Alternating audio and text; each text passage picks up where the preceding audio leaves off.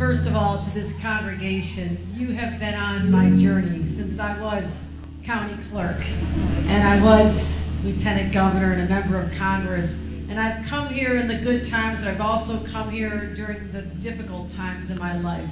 Right after I lost that seat in Congress, and I thought that this was the end of the path the Lord had for me in public service, I came here, and you restored my faith, and you gave me hope. And I realized that God did have other plans if we just put ourselves in His hands.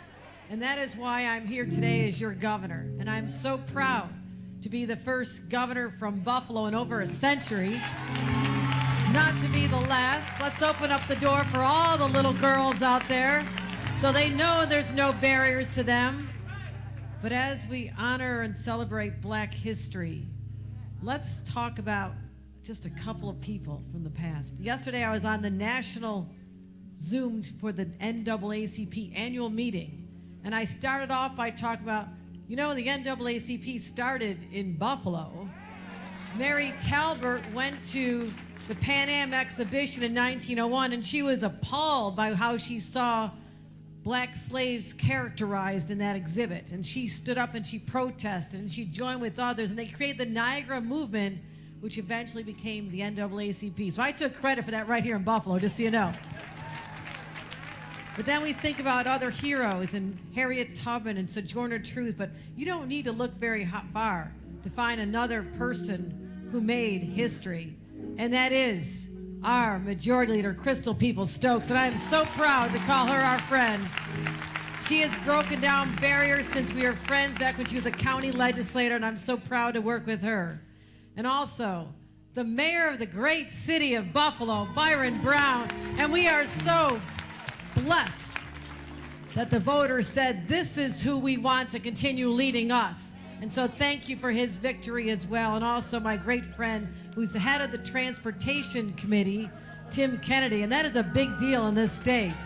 You want your potholes fixed, you go to Tim Kennedy. He's got that covered. You heard it from her.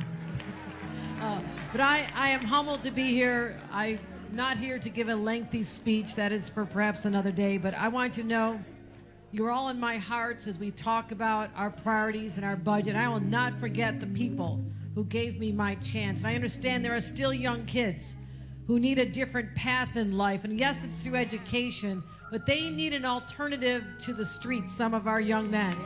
They need to know that there's a better path that God has for them. If they can find their ways, and yes, education, but some of those other programs with the violence disruptors and the workforce programs we have right down the street at Northland, these opportunities are here to lift them out of a life that otherwise could lead to the streets and ultimately, sadly, for death, because I've been here so many times when we send away our young ones way before their time. And I want you to know I am committed to fighting gun violence in our streets. I need you with me. We're gonna take that fight to Albany and say every life matters. We no longer want to be bearing our children from this very place or anywhere else in the state of New York. We are taking on this fight with the passion that God has given us. So I thank you for being at my side. I thank you for having faith in me. And I thank you for joining in prayers. We thank God for all He has given every one of us. Thank you, my friends.